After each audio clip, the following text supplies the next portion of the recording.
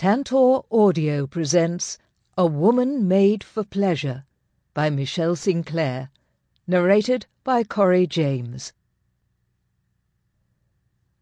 Prologue. Dorset, England, 1808. Millie narrowed her eyes slightly as they darted back and forth between the two most important people in her life. She gazed at the restless figure sitting across from her on the worn blanket before shifting to the hesitant one leaning against a nearby tree. Their reaction to a simple suggestion was baffling. Both should be leaping at the opportunity. Millie blinked with clear frustration. Her eyes were a strange shade of lavender, the large purple depths often mistaken for blue in dim light. But no one ever mistook them to be conciliatory, and Millie was certainly not going to surrender now. Being what she considered an exceptionally mature 12-year-old, Millie Aldon knew there were very few absolute truths in life. The first she discovered at age 6, soon after her mother's death.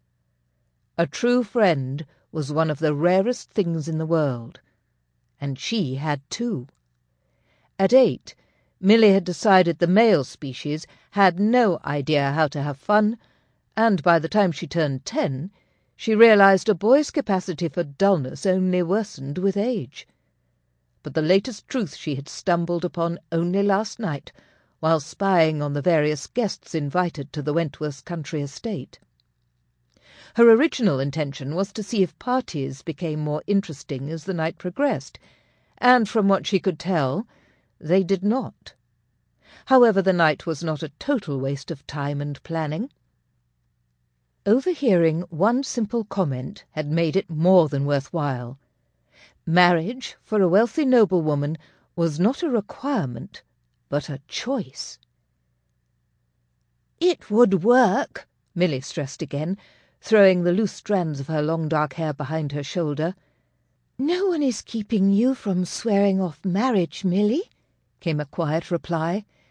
Millie pursed her lips and huffed. "But we must all agree, otherwise why do it? The pact is not just to protect us from a life of boring rules and pointless parties, but it's to keep us together. If we don't all make the pledge, well, why bother?" Millie challenged, throwing her hands up in the air for emphasis. A young, willowy blonde girl with curls bounding all around her face turned away from her view of the sea, walked over, and daintily sat down on the woolen blanket.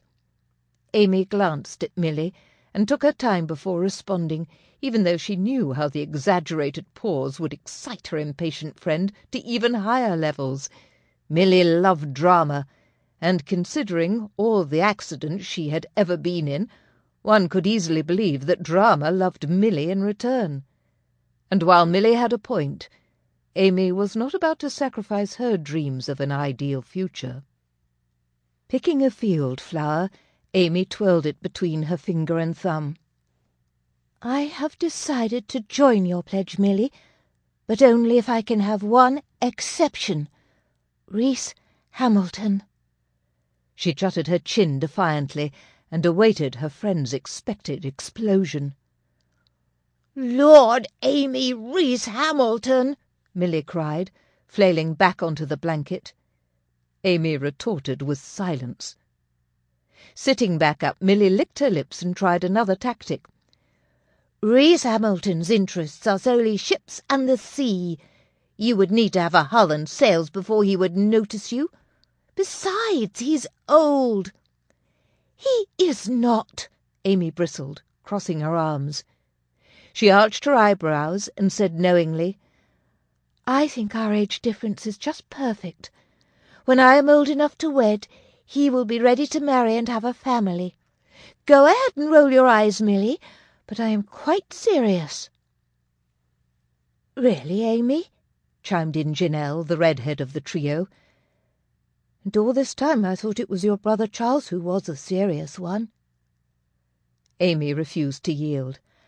"I am indeed serious, Janelle, and I will join the pact only if I can marry Reese Hamilton when he asks me." Although Reese was 10 years older, Amy had been positive since the age of 6 that they were destined for each other.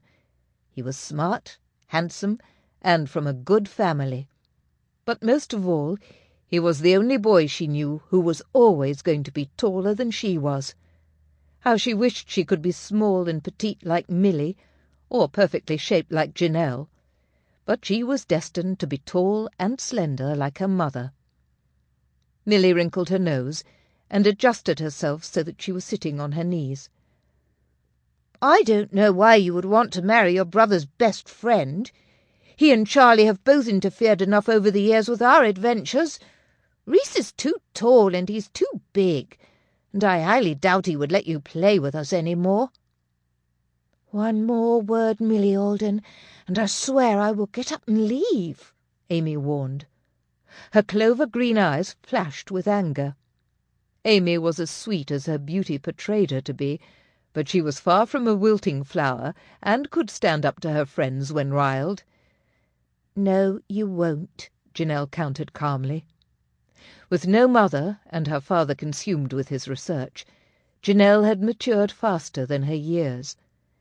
"Since we are staying with you this summer, Amy, we will simply get up and follow you. And Millie, stop provoking her. You know she has been in love with him for years." Amy's blonde curls started bobbing. "I have. I really have. Reese is so wonderful and handsome. If I cannot have him, I would want no other." Millie inhaled exaggeratedly. If you absolutely insist, then fine. Since the chance of Mr. Reese Hamilton asking for your hand in marriage is highly unlikely, I suppose we can allow that one exception," Millie reasoned.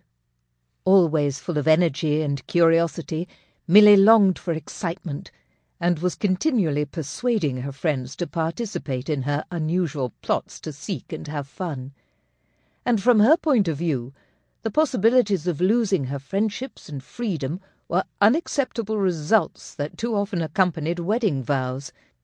Pledging her life to a man was the one promise she would never make. "So, let us swear an oath that none of us will ever agree to marry unless the interfering—" Millie gulped as she caught Amy's evil glare and quickly added, "and handsome Reese Hamilton asks Amy to marry him." She outstretched her hand. Amy grasped it to seal the pledge, but Janelle refrained. "I, too, would like to make an exception." Millie stood up, frowning in exasperation. "Janelle, do not tell me you are in love as well. How could you?" Janelle leaned back and waved her hands, unperturbed by Millie's dramatics. "Oh, no, I have not fallen in love, nor do I expect to. However, I would like to reserve the right to marry if an exception comes along," she said, in her typical logical voice. Janelle, like her father, had a passion for reading, especially history. As a result, she tended to be pragmatic, and often quoted the lessons she had learned from her studies. "Well, you have to be more specific than that," Millie stated, stomping her foot in frustration. "What good is a no-marriage pact if you can so easily get out of it?" "Millie, calm down. You become so excitable over nothing," Janelle coaxed, and moved to sit in the sun. The bright afternoon light captured the fiery red highlights of her hair. Amy's mother called it rich auburn, and constantly remarked how strange it was that the redhead of the group exhibited the most composure and self-control. "And you are so rational," Millie retorted, trying to repin her hair so that it stayed out of her face. Janelle rolled her eyes. "My exception will be for someone who loves adventures as we do, is willing to take risks, and he must be a strong philosopher who enjoys reading, contemplation, and on occasion a good debate." Millie brightened.